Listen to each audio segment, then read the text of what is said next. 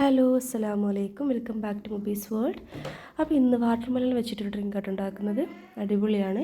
അപ്പം അതിൽ ഞാൻ ഈത്തപ്പഴമൊക്കെ യൂസ് ചെയ്യുന്നുണ്ട് കേട്ടോ. ഈത്തപ്പഴം, സാബുനരി, കസ്കസൊക്കെ യൂസ് ചെയ്തിട്ടാണ് ഉണ്ടാക്കുന്നത്.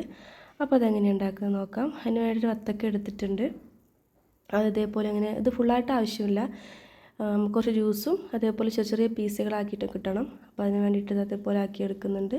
എന്നിട്ട് കുറച്ച് നമ്മളിലേക്ക് ബൗളിലേക്ക് ഇട്ട് കൊടുത്ത് ഒന്നൊന്നിങ്ങനെ ചതച്ചെടുക്കാം കേട്ടോ. അത് നമുക്ക് ചെറുതായിട്ട് ഇങ്ങനെ കടിക്കാൻ കിട്ടുന്ന രൂപത്തിലാക്കി എടുക്കാൻ വേണ്ടിയിട്ടാണ്. അപ്പോൾ ഇതാ ആവശ്യത്തിനുള്ള മാത്രത്തിലേക്ക് ഇട്ട് കൊടുത്തിട്ട് നമ്മൾ അതൊന്നിങ്ങനെ ചെറുതായിട്ട് ചതച്ചെടുക്കുക കേട്ടോ. അപ്പോൾ ഇതാ അതിങ്ങനെ ഉടച്ചെടുക്കുക.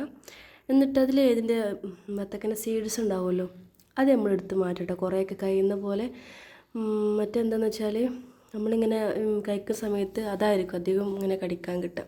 അപ്പം കഴിയുന്നത് പരമാവധി അതിൻ്റെ ആ സീഡ്സ് എടുത്ത് ഒഴിവാക്കാൻ നോക്കാം കേട്ടോ.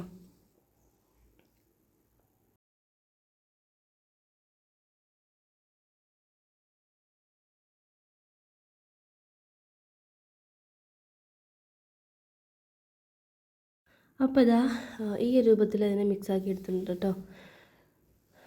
അപ്പോൾ ഇതിൻ്റെ സീഡ്സൊക്കെ എടുത്ത് മാറ്റണം. അപ്പോൾ അതൊക്കെ ഒന്ന് മാറ്റട്ടെ.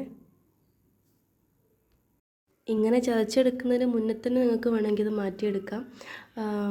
ഫുള്ളായിട്ടുള്ള വത്തക്കയിൽ നിന്ന് മാറ്റിയെടുക്കാം. ഞാൻ പിന്നെ ഇങ്ങനെ ആക്കിയതിന് ശേഷം മാറ്റുന്നുള്ളൂ.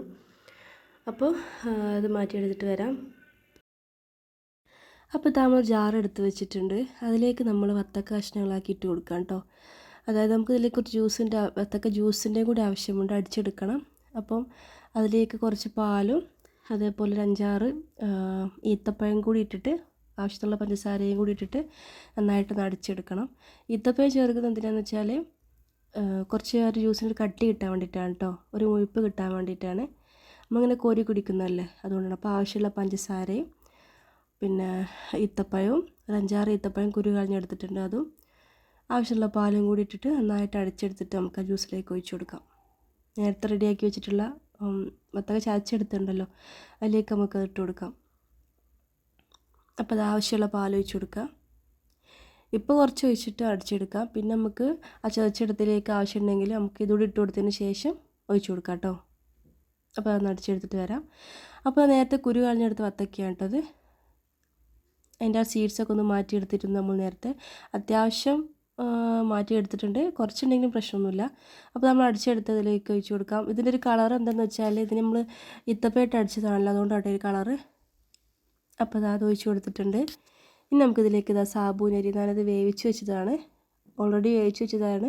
അപ്പോൾ അതിലേക്ക് അതിലേക്ക് ഇട്ട് കൊടുക്കാം. അതേപോലെ കസ്കസ് ഒരു 2 ടേബിൾ സ്പൂൺ കസ്കസ് പിന്നെ വെള്ളത്തിലിട്ട് കുതിർത്ത് വെച്ചിരുന്നു, അത് നമുക്കിതിലേക്ക് ഇട്ട് കൊടുക്കാം. ഇനി ആവശ്യമെങ്കിൽ മാത്രം കുറച്ച് പാലും കൂടി ചേർത്ത് കൊടുക്കാം.